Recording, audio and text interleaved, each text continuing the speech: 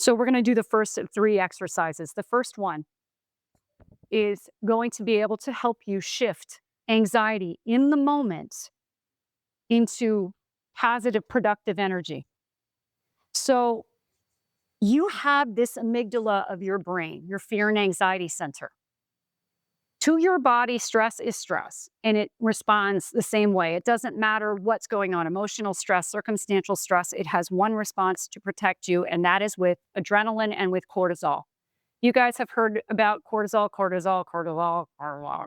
You get this idea. It creates a disadvantageous hormonal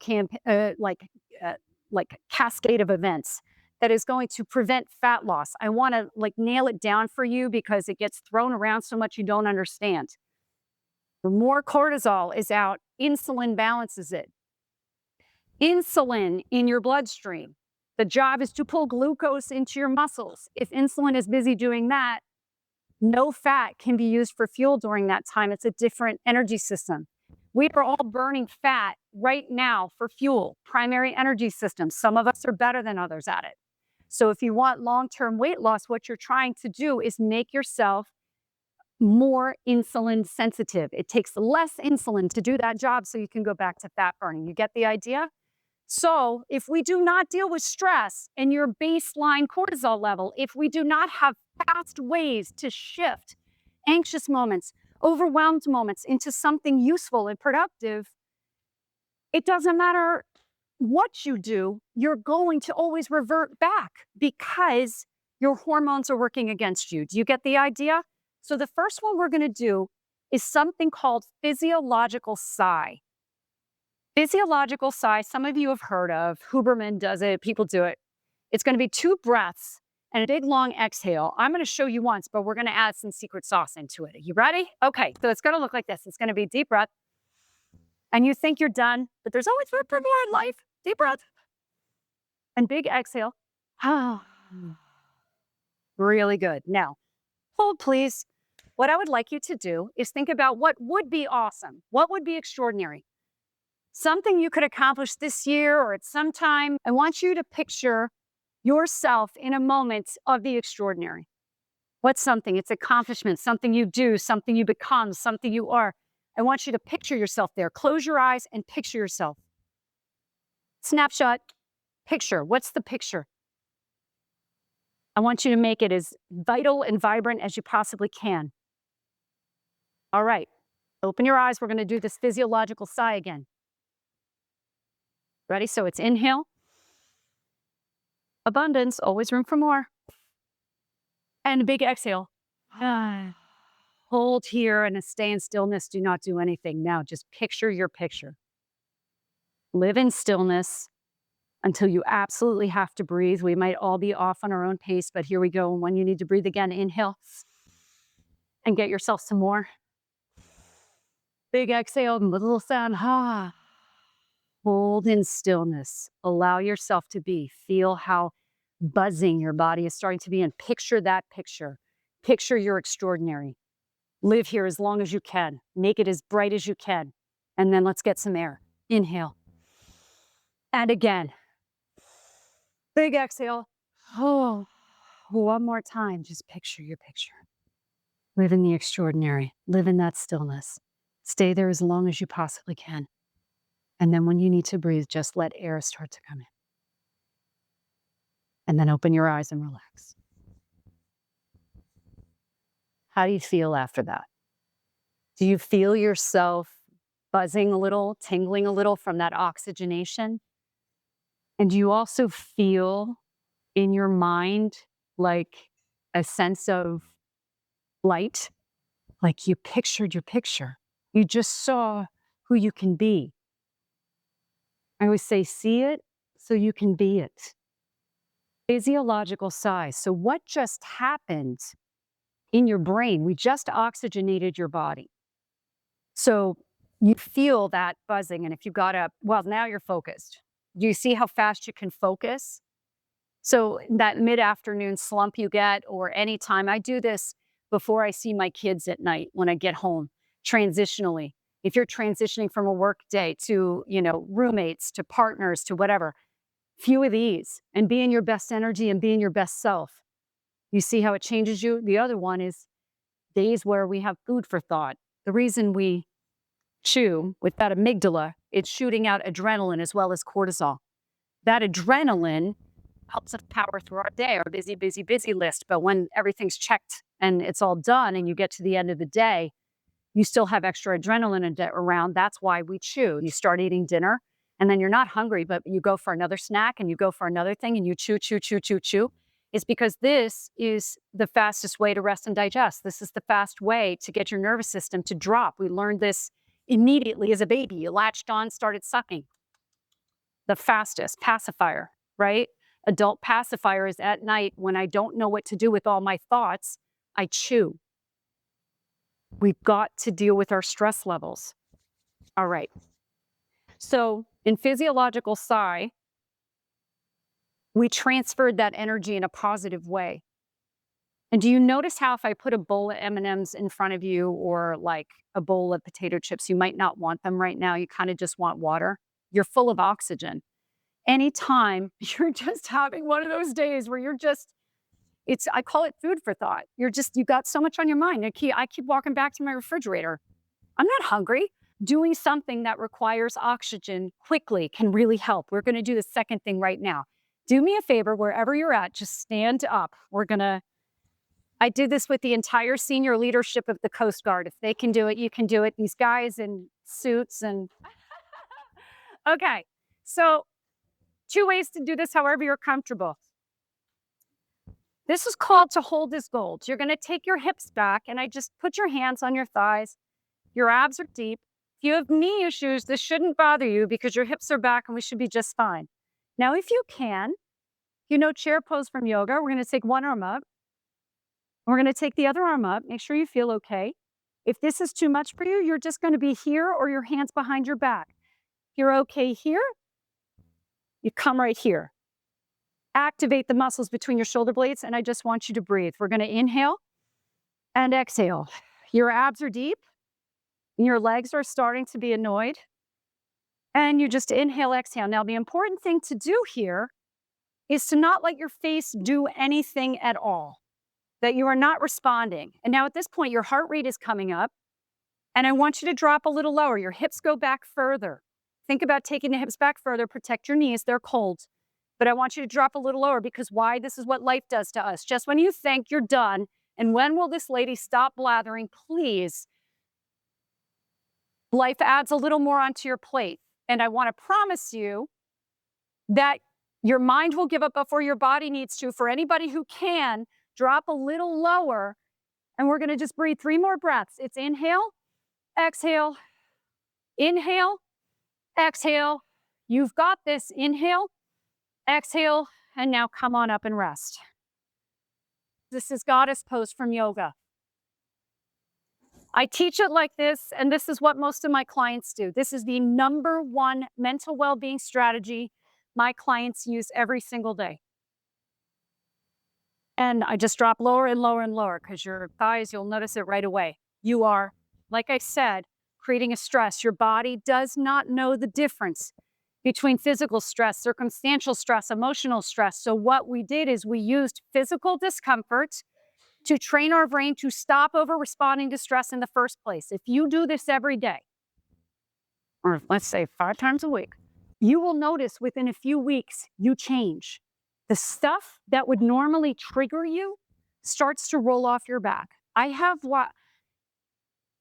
This is just mechanics of your brain. But what happens is your brain is a flashlight of focus. It can only be doing this. It can only be doing that. We just activated to accomplish this or to accomplish this, your prefrontal cortex, your hippocampus, and your cerebellum.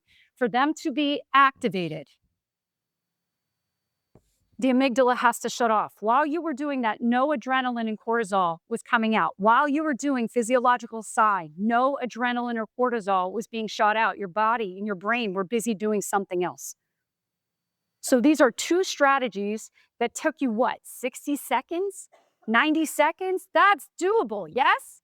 These are 2 things you can interject in your day at a different time. So if you have a workout during a day, Awesome. You know, you're getting dopamine, you're getting endorphins from that. That's not giving you, it's giving you a little cortisol, but in a good way. And then if you do this maybe once in the evening, once in the morning, you have 3 times in the day where you just safety release valves your brain's cortisol. You will lower your baseline cortisol level just from doing those things.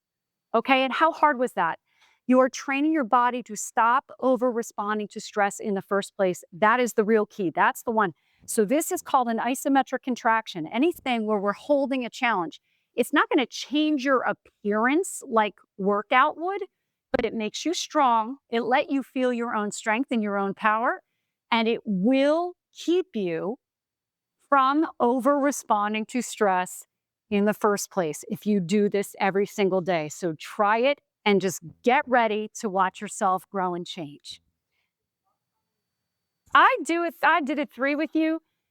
So what I do is I'll set a timer for 90 seconds. If you could work up to 2 minutes, amazing. You can do this with anything, with a plank, with anything, anything where it's uncomfortable and you have to hold it. Absolutely fabulous. But I think this one is the easiest. I get executives doing this in airports in those like lounges, you know, right? All right. The other strategy I want to give you really quick, rule of awesome. This is on the page. This is my absolute number one all life fulfillment, happiness being strategy. Rule of awesome. Okay. Don't miss it. It's really quick. The rule goes like this. If it's not awesome, don't do it. The end. It sounds flip. It is not. It is life changing. Okay. So the first thing I apply this to with my clients is to their food. So it's social food. So in my world, we do not eliminate any foods whatsoever. It just what? It causes a sense of scarcity. That amygdala in your brain is only set off by scarcity or threat. Scarcity is I'm going to not have enough time, energy, funds. I'm going to miss out on something. That's why diets don't work. They work for a minute. They give you an identity that makes you feel good. But the more you say, no, thank you, no, thank you, no, thank you, you feel like you're missing out. Now it's working against you hormonally. That amygdala starts working, right? So rule of awesome is how you apply yourself to those social foods. You take a bite of that brownie. Somebody offers you a brownie. If it's awesome, you eat that brownie. Girl, you eat that whole brownie. If it is not awesome, because you are working on next level you, if it is not worthy of next level you, you are going to wrap it up and chuck it, or you give it to a child. They'll eat anything. It's fine. But what you're doing is you're choosing your worth in small ways throughout the day, every day. So stop eating the cold chicken nuggets just because they're on your kid's plate, right? You're worth more. You will wait for some hot fries. I swear, I do too. And I'm like, no, that is not worth me. I'm awesome. That is not worth me. Rule of awesome. But apply it to everything. I want you to go to your closet. The litmus test is put it on. Does it generate energy? Does it bring you joy to look at that? Does it generate energy? If it does not, and I don't care if you only end up with 4 tops and 2 pants or something. I have a closet full of things, and don't you end up wearing the same things over and over again? We totally phone it in. Geez, so phone it in on 3 awesome things. 3 things that generate energy in you when you look at them, when you put them on. Choose your worth with everything. Invitations you accept. This is your precious energy. Look at the responsibilities and obligations and which ones are truly a responsibility and an obligation with a capital T, or which are you just doing so somebody's not mad at you or something like that or whatever. And you know what? The truth is they don't care. It's your energy. It's your life. You get one that you know about. Let's go. Right? Rule of awesome. If you don't have to, and this is that subtraction, look at that thing that said we talked about what's not extraordinary. Can you subtract it? Can you buy yourself more energy and time? So I started really living some of these things over the last couple years, like walking my own walk. I walk my walk with food and I walk my walk with exercise. I'm very positive, blah, blah, blah, blah. But I was like, oh my God, what can I start to take away? What can I say no to? Like really embracing, I'm not a soccer mom. Like, I'm just not. I don't want to go to the things. I don't want to do the things. I'm going to give money. Like, okay, I spend time with my kids. And it's hard to, there's like, you feel like there's this judgment. Andrea, nobody cares. Nobody cares. They don't care. You know, you buy yourself a lot of time in your life. I've read so many books this year because I just like, I gave up other things and I have this time. I'm like, really? I can't believe how many books I plowed through. I hadn't read books in like 4 years. You love books, right? I'm going to take a dance class. Damn it. I haven't taken a dance class in over 20 years. I remember the class I took, and it was somewhere on La Brea. And I remember the song she played and the combination. And I'm really bad, but I loved that dance class. I'm like, okay, I'm starting to schedule these things, whatever they are. This is living extraordinary. This is the balance we're talking about. And I want you to just think about one more thing. The word extraordinary in and of itself is so fascinating because if you separate it, extra and ordinary, it is the opposite of extraordinary. Not only is it not ordinary, it's extra not ordinary. It's extra fine. It's extra lame. But if you put the words together, you connect them. You get extraordinary. So what's the key? Connection. And that's what I really started to understand. I had isolated myself in my work. I had isolated myself in my busyness. I was not connecting with people except for my work and my to-dos. Connection is the key. So living extraordinary is, it doesn't have to be grand. You're in line at Starbucks and you tell somebody, that color looks beautiful on you. You watch them light up. And you watch what happens when you connect with a stranger. You saying, if I come and hug you, you come hug me anytime. That's extraordinary. The gift we can give to one another. How many of you are so, I don't do what you do.